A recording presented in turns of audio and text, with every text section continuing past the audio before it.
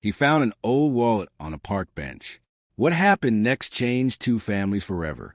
Every morning at exactly 6:30, 72-year-old Walter Harrison walked the same path through Maplewood Park.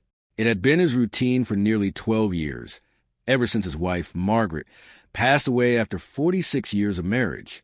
Some people walk to stay healthy. Walter walked because it was the only time he still felt close to her. The benches, the oak trees, the small lake where ducks gathered every spring. Every corner of the park held a memory. Margaret used to tease him for stopping to greet every dog that passed by. Now, strangers simply knew him as the quiet old gentleman in the brown jacket who always smiled first. Walter lived alone in a modest house on Willow Street. His son lived nearly 1,000 miles away in Arizona. Their phone calls had become shorter over the years. Life had gotten busy. Grandchildren had grown up. Holidays became text messages instead of visits. Walter never complained. He simply told himself that this was how life worked.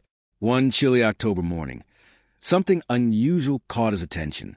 An old leather wallet rested on the park bench near the lake. It looked expensive but worn from years of use. Walter looked around. The walking path was empty except for a jogger disappearing into the distance. He picked up the wallet. Inside were nearly $2,000 in cash, several credit cards, a driver's license, and a faded photograph of a little girl sitting on an older man's shoulders, both smiling as fireworks lit the sky behind them. Walter stared at the photo for several seconds. "It must be his granddaughter," he whispered. The driver's license belonged to a man named Richard Coleman, age 68. Address only 15 miles away. Walter could have dropped the wallet at the police station. Instead, he decided to return it himself. He believed some things deserved a personal touch. That afternoon, Walter drove across town. The neighborhood surprised him. The houses were large, carefully landscaped, and far nicer than anything he had ever owned. He rang the doorbell. No answer. As he turned to leave, the garage door slowly opened. An older man stepped out, carrying a box. The moment Richard noticed the wallet in Walter's hand, his face turned pale. "My wallet." Walter smiled. "I believe this belongs to you." Richard rushed forward, almost unable to believe it. "I've been searching everywhere. I thought someone had stolen it." Walter handed it over. Richard opened it immediately. Every dollar remained untouched. Every card was still there. His eyes became watery. "I don't know how to thank you." Walter simply shrugged. "My father always told me that someone else's loss should never become your gain." Richard stood silently for a moment before asking one unexpected question. "Would you stay for coffee?" Walter almost declined. He wasn't used to visiting strangers. But something about Richard reminded him of someone he once knew. Inside the house, they talked for nearly 2 hours. Richard had retired after owning a successful construction company. His wife had died 3 years earlier. His daughter lived in Boston. His son hadn't spoken to him in almost 8 years after a bitter family argument involving the business. Walter listened more than he spoke. By the end of the afternoon, two lonely widowers had become unlikely friends. Weeks turned into months. Every Tuesday became coffee day. Every Friday they ate lunch together. Sometimes they simply sat in silence, watching birds by the lake. Neither man realized how much they needed the friendship. One snowy afternoon, Richard admitted something he had never told anyone. "I don't think my son will ever forgive me." Walter asked gently, "Did you apologize?" Richard stared into his coffee. "I explained myself."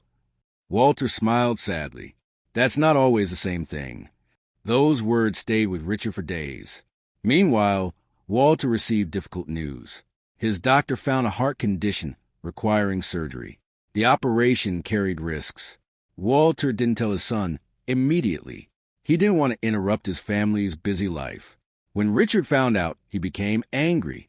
"Your family now," Richard said. "You don't carry burdens alone." Without asking permission, Richard called Walter's son.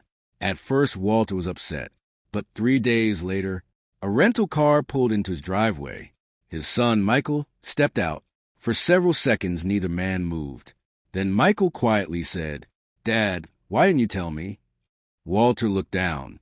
I didn't want to be a burden. Michael's eyes filled with tears. You spent my entire life making sure I never carried burdens. Father and son embraced for the first time in years. Richard watched from the porch and quietly walked inside, giving them privacy. Walter's surgery was successful. Recovery took several months. During that time, something unexpected happened. Michael stayed longer than planned. He repaired loose steps around the house. He fixed leaking faucets. He replaced old light fixtures. Most importantly, he and his father really talked, about Margaret, about childhood memories, about regrets, about time. One evening, Michael admitted, I kept waiting until life slowed down before visiting. Walter smiled. Life never slows down, son. Those simple words changed everything. Michael began visiting every month. The grandchildren started calling every Sunday evening. Family photographs slowly returned to Walter's living room. But Richard's own family remained divided. Christmas approached.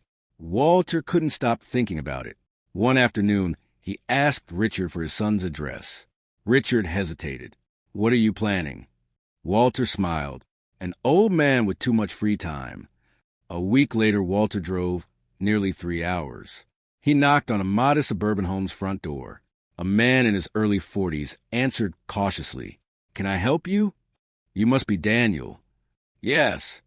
My name is Walter. I know your father. The expression on Daniel's face changed immediately. If he sent you? Walter interrupted gently. He didn't. I came because I wanted to. They talked on the porch for nearly an hour. Walter never defended Richard. He never blamed Daniel.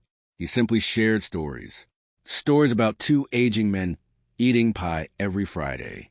Stories about loneliness after losing a spouse. Stories about how pride quietly steals years from families. Before leaving, Walter handed Daniel something. The faded photograph from Richard's wallet. The little girl is your daughter, isn't she? Daniel nodded. I took that picture. Walter smiled. Your father carries it everywhere. Daniel looked down at the photograph for a very long time. Christmas Eve arrived. Richard expected another quiet holiday. He prepared dinner for one. As he reached for a plate, the doorbell rang. He opened the door slowly. Standing outside was Daniel. Beside him stood his wife, his daughter, and two little grandsons Richard had never met. Nobody spoke for several seconds. Finally, Daniel quietly said, I think we both lost enough time. Richard burst into tears. Father and son hugged in the falling snow, while grandchildren watched with confused smiles. Inside the warm house, laughter returned after nearly a decade of silence. Across town, Walter sat beside his own family. His granddaughter asked, Grandpa, what's the best Christmas gift you've ever received? Walter looked around the table, his son laughing, his grandchildren arguing over dessert, the sound of life filling the home again. He smiled, the chance to have one more conversation. Years later, after Walter peacefully passed away at the age of 84, hundreds of people attended his memorial service. Neighbors, former co-workers, friends, even strangers. Richard stood before the crowd, holding the same worn leather wallet. I lost this wallet years ago, he said. I thought someone returned my money. He paused. What Walter really returned was my family. The room fell silent, because everyone understood. Sometimes the greatest treasures are never the ones we keep. They're the lives we quietly change simply by choosing kindness when nobody is watching. And somewhere, perhaps, that is exactly how a person's true legacy begins.